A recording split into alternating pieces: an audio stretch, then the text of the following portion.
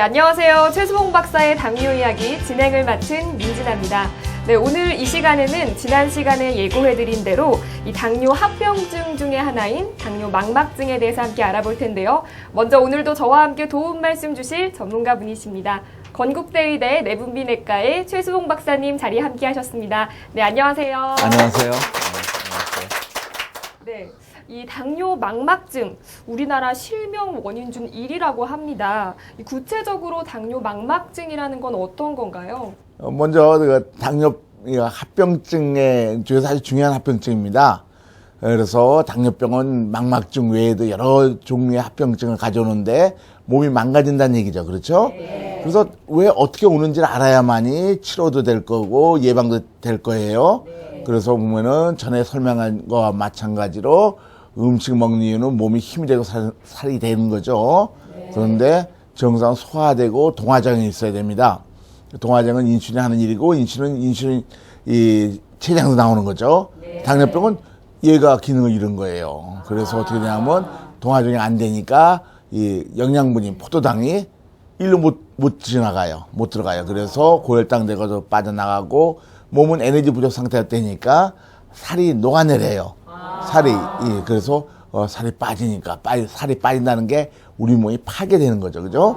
뇌졸중도 오게 되고 눈에 있는 혈관도 망가지고 심장, 신장, 발기부전, 족구병병, 신경합병증, 치주질환 온몸이 다 오잖아. 그죠? 네. 오늘 얘기하는 건 그중에서 아주 중요한 장기인 눈에 대한 얘기입니다. 눈의 시력이 이렇게 되는 거죠.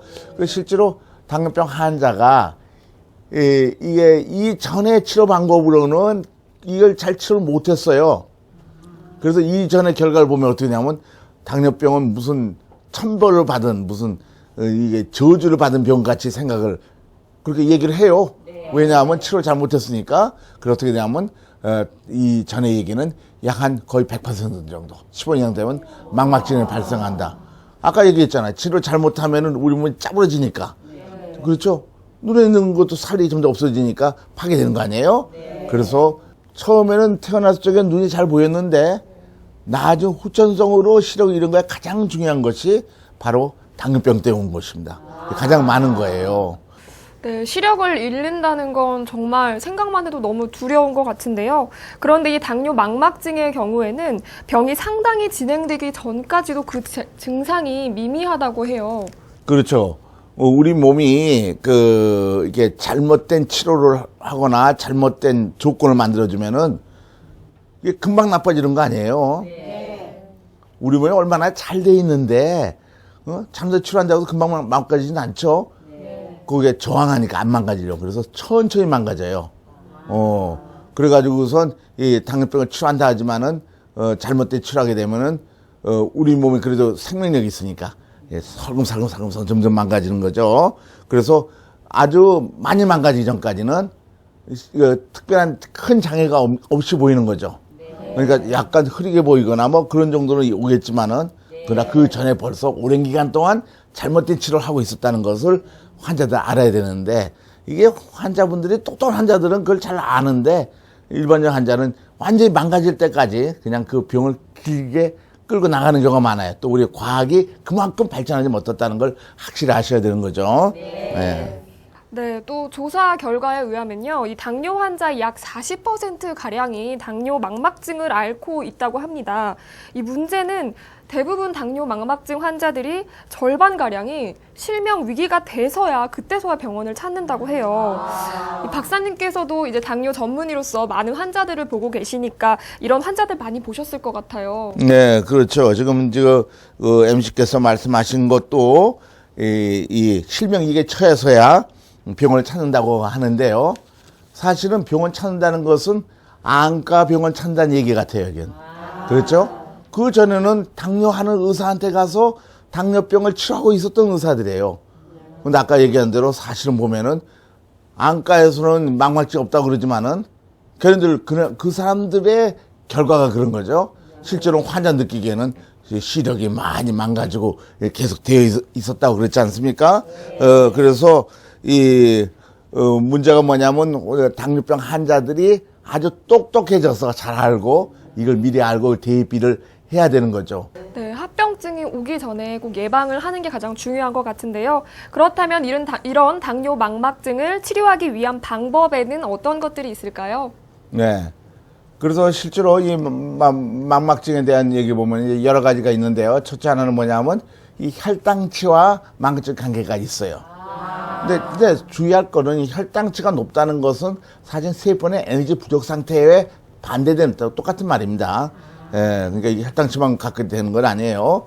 보면 어떻게 되냐면 혈당치가 어느 정도 이상, 약 한 6%, 당뇨에서 6%, 식후 2시간은 100, 이게 쪽인데 165 이상, 식후가 한 112 이상 되면은 망막증이 이렇게 많이 만들어져요. 공복부 혈당치가. 그 다음에 확 늘어나는 거예요. 즉 뭐냐면 혈당치가 슬금슬금 고단도 높아지면 그동안에 괜찮다가 망막에 있는 합병증이 견디지 못하고 어느 수처럼 그냥 막 만들어지기 시작한 거예요. 그래서 혈당 조절이 중요하다는 걸 우리가 다 알고 있죠. 네, 원인적 치료가 이루어져야 합병증도 예방하고 당뇨병도 치료할 수 있다고 말씀해 주셨는데요. 그렇다면 실제로 당뇨 환자분들 경우에 어떻게 치료를 하시고 또 혈당 관리는 어떻게 하시는지 직접 만나서 이야기 나눠보겠습니다. 함께 보시죠. 강원도 태백시의 한 아파트. 올해 나이 72. 약 20년 전 잦은 피로감으로 인해 병원을 찾게 되면서 당뇨 진단을 받았다는 박석조 씨. 열이 팍 났다가 그냥 뭐 또 어떨 때는 막 매개가 없어가지고 칵 깔아지고 이러니까 그건 뭐 때문에 왜 그러냐고 그거 알기 위해서 병원을 갔죠. 가니까 당뇨라 그래서 알았는데. 당뇨 진단 이후 대부분의 사람들이 그렇듯 먹는 약과 인슐린 주사로 치료를 시작했다는 박석조 씨. 한 450에서 한 500 이렇게 수청 주치가 됐어요. 그러다가 여기 병원에서 이제 계속 약을 투입시키더라고. 그럼 마실 때는 좀 덜하다가 또 조금 그거 하면 뭐 계속 아프고 이러니까 그래서 막 쓰러지고 아무 효과 없지 뭐 효과 없고 뭐 점점 뭐 그러니까 그 인슐린 그 병원에서 놔준 약하고 약계가 떨어지면은 또 아프고 하니까 약을 계속 이어댔지. 습다고. 그렇게 오랜 치료에도 혈당 수치가 제대로 조절되지 않는 데다 몸 상태까지 점점 더 나빠지기 시작했다는 박석조 씨.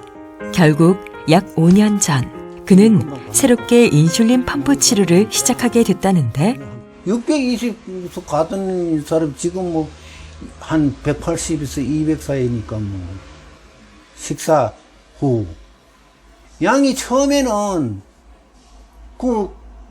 그렇게 뭐 당뇨가 높으니까 인슐린을 많이 투여할 수밖에 뭐 하루에 밥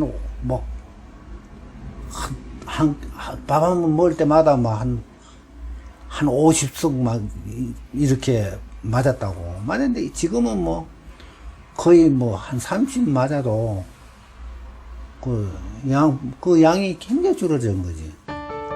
늘 부담이 됐던 새끼 식사도 이제는 문제없이 할 수 있게 됐다는 박석조 씨. 당뇨병의 환자가 다른 사람 뭐 고기 먹어서 안 된다 근데 나는 더 잘 먹어야 돼. 많이 먹는다 이거는. 매 끼니마다 잡곡밥 등 신경 써서 먹어야 했던 전과는 다르게 이제는 가리는 것 없이 양껏 먹을 수 있게 됐다고. 당뇨가 내려오니까 우선 기분이 좋고 머리가 맑아지고 어지럽지 않으니까 머리가 우선 맑아지잖아요. 좋고 기분이 좋고 머리가 띵하고 뭐 그래서 식사 같은 것도 뭐 마음대로 하고 딴 데는 뭐 병원에 가니까 잡곡밥 먹고 뭐 고기 먹지 마라 뭐 먹지 마라 하는데 이건 뭐 음식까지는 안 가리거든요. 조금 뭐 내가 낮게 먹는다 싶으면은 조금 조절을 더 해주면 되니까 그건 뭐 얼마나 편리한지 몰라요. 그간 계속된 어지럼증으로 인해 생업인 택시 운전은 물론 일상생활도 제대로 할 수 없었다는 박석조 씨.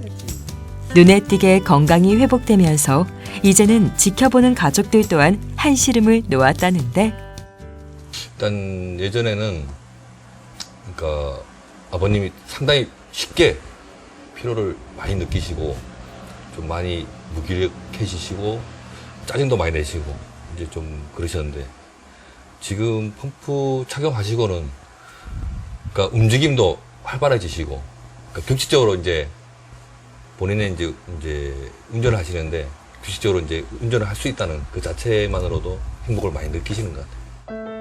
예전과는 달리 이제는 열심히 운동도 하면서 건강관리를 무리 없이 할 수 있다는 사실이 감사하기만 하다는 박석조 씨. 고생 내처럼 고생하는 사람들은 나는 권하고 싶은 것은 뭐 그냥 기계가 사고 건국대 병원에 가면은 최 박사님 찾아가는 게 제일 좋을 것 같아요. 나는 내가 덕을 봤으니까 뭐 그 얘기밖에 할 게 있습니까? 내만 좋아지면 되는 거 뭐죠. 그래서 이제 내가 같이 고생하는 사람이 있으면은 거기 가서 그 박사님인데 진료를 받으면은 좋은 건 확실하니까. 아플 때는 몰랐던 일상의 작은 행복들을 알아가고 있다는 박석조 씨. 이것이 적극적으로 병을 치료하고자 했던 그가 받은 가장 큰 선물이 아닐까? 네, 보통 당뇨병에 걸린 후 약 15년 정도가 지나면 대다수의 당뇨 환자들에게 당뇨 망막증이 나타난다고 하셨는데요. 이분 같은 경우에 벌써 20년이 지났는데도 당뇨 망막증이 나타나지 않은 걸 보면은 그래도 치료를 좀 잘 해왔다고 봐도 되는 건가요? 이 환자의 경우면은 지금 20년 된 망막증이 없다는 것은 후반부에 올바른 치료했기 때문에 좀 합병증 오다가 그것이 5년 동안 회복한 거예요. 대개 우리 환자들 보면은 망막증 좋아진 건 1년 정도 있으면 확실히 좋아져요. 거의 대부분. 그러니까 이게 놀랄 만한 일이죠. 반대로 돌아간다고. 이 환자도 그래서 없는 겁니다. 인치 펌프를 5년간 달았기 때문에 그것이 발견되지 않는 거라고 생각합니다. 네, 정말 다행인데요. 그렇다면 이분처럼 인슐린 펌프 치료를 받은 분들의 경우 합병증을 얼마나 예방할 수 있었는지에 대해 연구된 바도 있나요? 이 혈당치, 이게 지금 아침 식전, 아침 식후 2시간, 점심 식전, 점심 식후 2시간, 저녁 식후 잠자기 전. 그걸 갖다가 10년간 혈당치 평균을 보면은 이쪽 200 이상이죠. 네. 요게 이제 편차고. 그러나 인슐린 펌프 차는 사람은 이 기존의 인슐린 치료고 이게 기존에 지금 치료하는 방법이에요. 지금 한국에서도. 그러나 인슐린 펌프 치료한 경우는 떨어졌죠. 한 7, 80 떨어졌어요. 150에 되는 거 요거 한 빼는 거 다 150 이하예요. 이렇게 혈당이 정상화된 걸 확인을 했어요. 그 다음에 또 아까는 당화혈색소라는 거 있다고 그랬잖아요. 그 6개월, 3개월 혈당치 평균이에요. 처음엔 같았거든요. 근데 인슐린 펌프 달아가지고 혈당치가 정상화되니까 7% 떨어졌어요, 이렇게. 떨어져가지고 이걸 10년간 계속 유지했어요. 이쪽은 어떻게 해서? 옛날 치료 방법과 똑같은 치료 방법하고 있으니까 계속 바뀌지 않고 혈당 높은 게 계속 해가지고 9% 계속 유지했죠. 네. 그렇죠? 네, 올바른 치료 방법을 선택하는 게 무엇보다 중요한 것 같습니다. 확실히 이 당뇨 망막증 자체는 정말 무서운 병이지만 보신 것처럼 적절한 치료를 선택해서 예방도 하고 치료도 할 수 있다는 건데요. 그렇다면 오늘 본 사례자분처럼 인슐린 펌프 치료를 받고자 하시는 분들의 경우 어떤 과정을 거쳐서 치료를 받게 되는 건지 잠시 살펴보고 가도록 하겠습니다. 함께 보시죠. 당뇨병의 치료를 위해 병원을 찾는 환자들. 찾아온 환자들의 대다수는 오랜 당뇨 병력을 가지고 있는 경우가 많다. 때문에 정확한 몸 상태를 알기 위해 그동안의 병력을 바탕으로 꼼꼼한 상담을 거친다. 이후 이어지는 것은 혈액 검사. 당뇨 환자에게 있어서 혈액 속의 혈당과 당화혈색소 등의 수치는 병의 진행 정도와 상태, 환자의 인슐린 분비 패턴 등을 파악하기 위해 필수적인 절차다. 그리고 이러한 검사를 통해 환자에게 어느 정도의 인슐린이 투여되는 것이 가장 좋은 효과를 낼지를 판단한 후 인슐린 펌프를 달게 된다. 가장 적극적인 치료법이라 불리는 만큼 인슐린 펌프는 환자 자신이 정확히 인지하고 사용하는 것이 필수.